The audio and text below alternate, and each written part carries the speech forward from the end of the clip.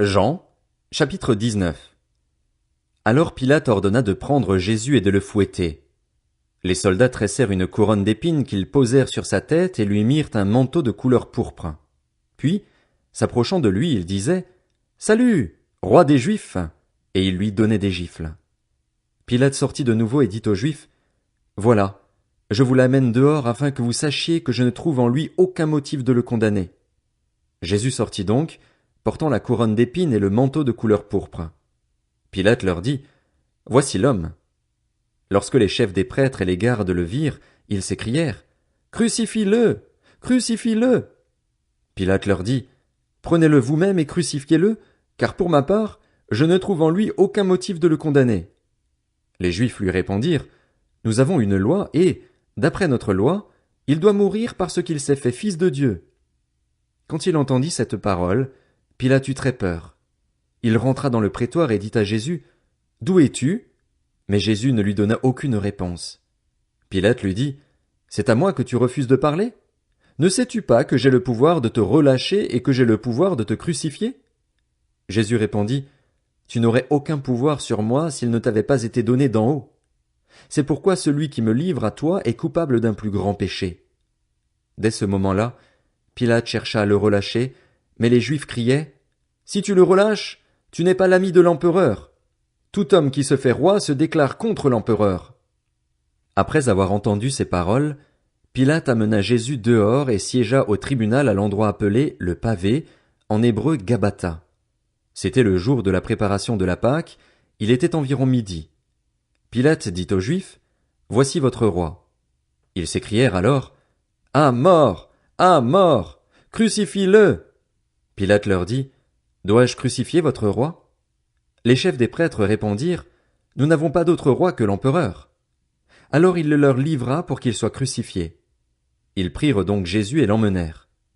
Jésus, portant sa croix, sortit de la ville pour aller vers l'endroit appelé le crâne, qui se dit en hébreu Golgotha. C'est là qu'ils le crucifièrent, et avec lui 2 autres, un de chaque côté et Jésus au milieu. Pilate rédigea aussi un écriteau qu'il plaça sur la croix. Il y était écrit « Jésus de Nazareth, le roi des Juifs ». Beaucoup de Juifs lurent cette inscription parce que l'endroit où Jésus fut crucifié était près de la ville. Elle était écrite en hébreu, en grec et en latin. Les chefs des prêtres des Juifs dirent à Pilate « N'écris pas « le roi des Juifs », mais plutôt « cet homme a dit « Je suis le roi des Juifs ». Pilate répondit « Ce que j'ai écrit, je l'ai écrit ». Après avoir crucifié Jésus, les soldats prirent ses vêtements et en firent 4 parts, une pour chaque soldat. Ils prirent aussi sa tunique, qui était sans couture, d'une seule pièce depuis le haut jusqu'en bas.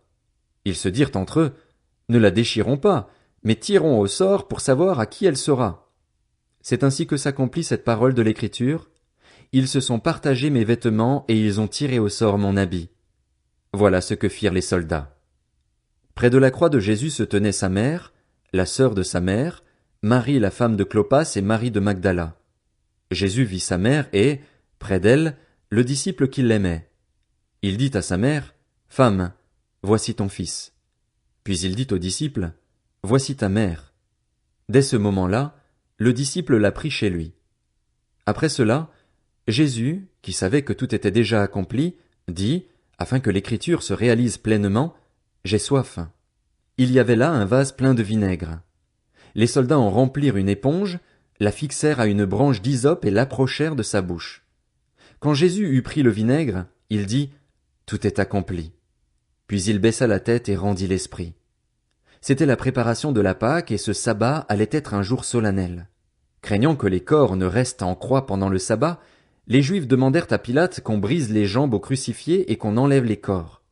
Les soldats vinrent donc briser les jambes du premier, puis du second des condamnés qui avait été crucifié avec Jésus.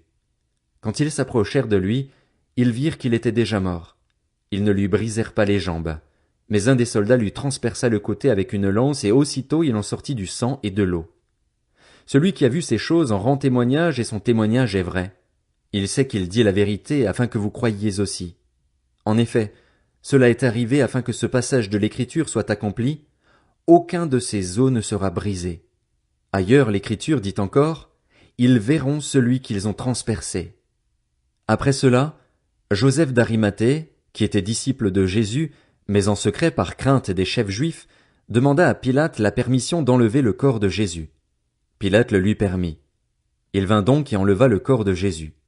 Nicodème, l'homme qui auparavant était allé trouver Jésus de nuit, vint aussi. Il apportait un mélange d'environ 30 kilos de myrrhe et d'aloès.